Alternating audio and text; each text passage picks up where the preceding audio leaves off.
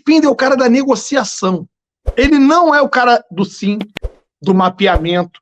O Spindle hoje tem, né, na sua principal função, o trabalho de negociar atletas. E aí, Marcão e Renanzinho, a pergunta que eu vou fazer a vocês.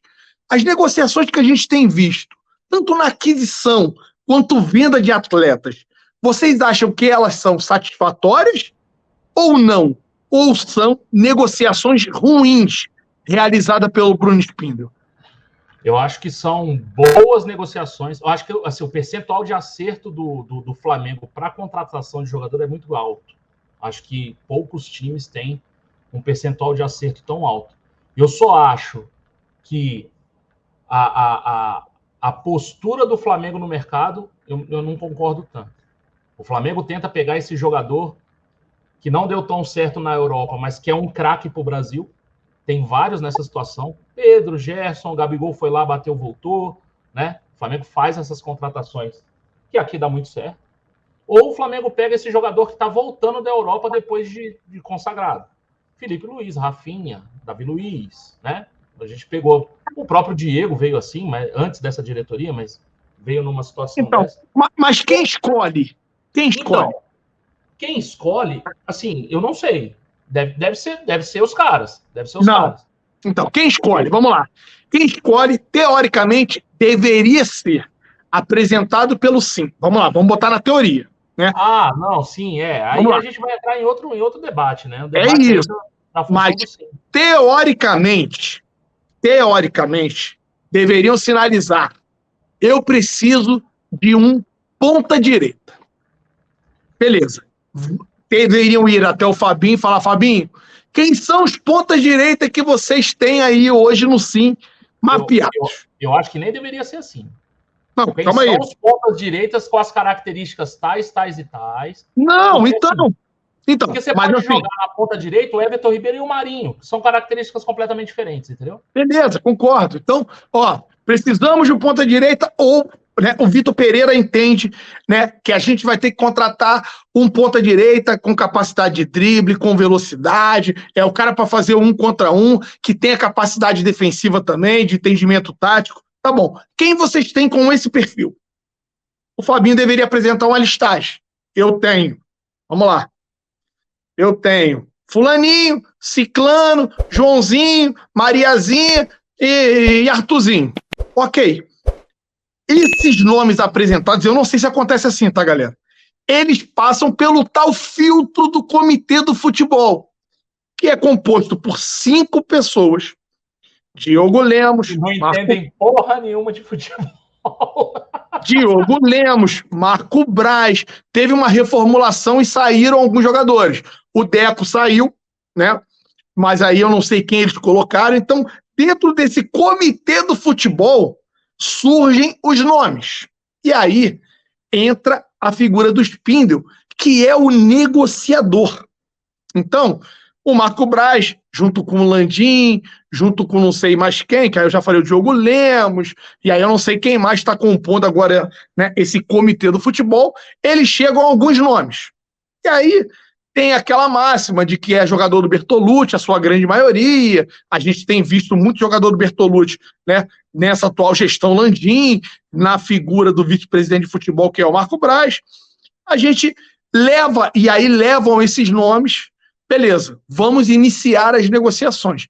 Aí o Spindle entra na bagaça e é ele que acaba tentando chegar no denominador comum, convencer os caras, muitas das vezes. O Marco Braz entra junto. Tá, pra quê?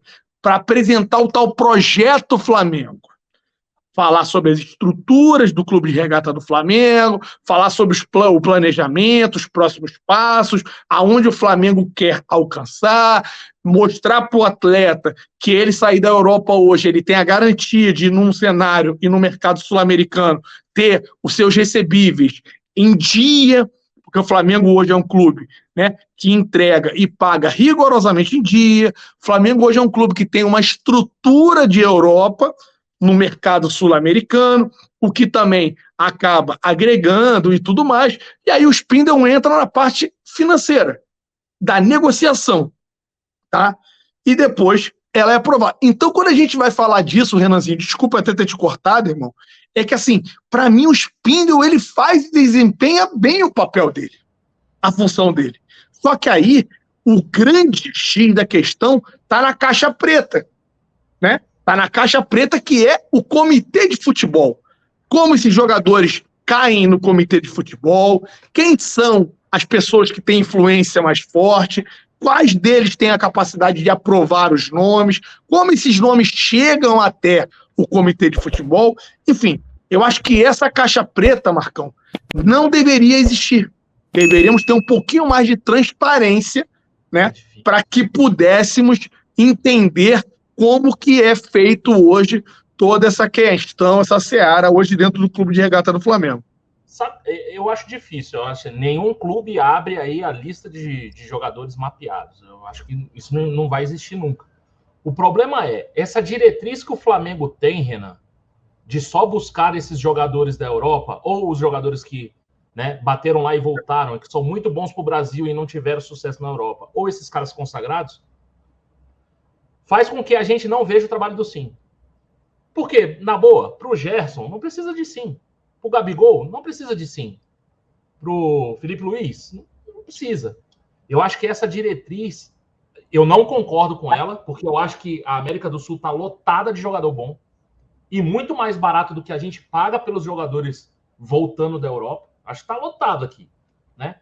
E isso dificulta um pouco também essa não é a transparência, mas é você ver, notar, perceber o trabalho do Sim. Eu acho que a gente fica muito nessa. O trabalho do Spindle é facilitado com essa diretriz. Porque se você for na Europa e conseguir contratar esse cara, dificilmente esse cara vai dar errado aqui. Né? A gente corre menos risco. A gente paga mais para correr menos risco. Eu acho que é mais ou menos isso que acontece hoje.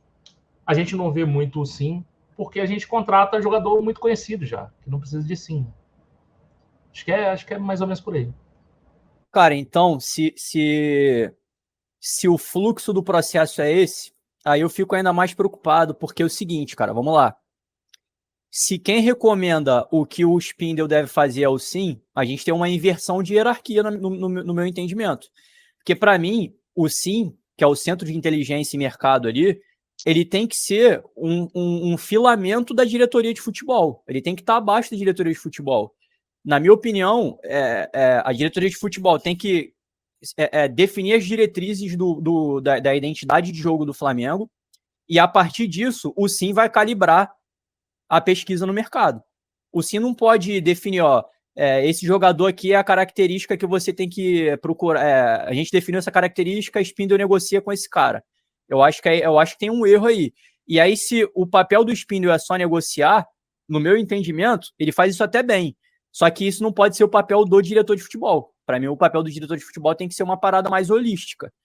O cara tem que olhar para a base, tem que olhar para o profissional, ver se tem como fazer alguma integração base-profissional, definir como que a gente vai fazer o Sim trabalhar, para onde que o Sim olha. E aí, esse cara que é um procurador do departamento financeiro, porque se o cara só faz a negociação financeira da coisa, ele é um procurador do departamento financeiro que faz um trabalho multidisciplinar com o futebol. Se esse for o cara, se o Spindle é esse cara, eu acho que ele está na área errada, então. Eu acho que ele deveria estar ele pode fazer parte de um colegiado que une financeiro e futebol, mas o diretor de futebol tem que ser um cara que olhe para o futebol de maneira mais profissional mesmo. O nosso padrão de jogo é esse, portanto, os treinadores que se assemelham com a nossa ideia de jogo são esses treinadores. Consequentemente, se eu definir a minha identidade de jogo, é muito mais fácil eu compatibilizar o jogador que eu vou contratar com o provável treinador que eu venha a ter no mês que vem ou daqui a 5 anos, porque eu vou começar a formatar o meu elenco voltado para aquilo que eu acredito como algo inegociável na identidade do clube.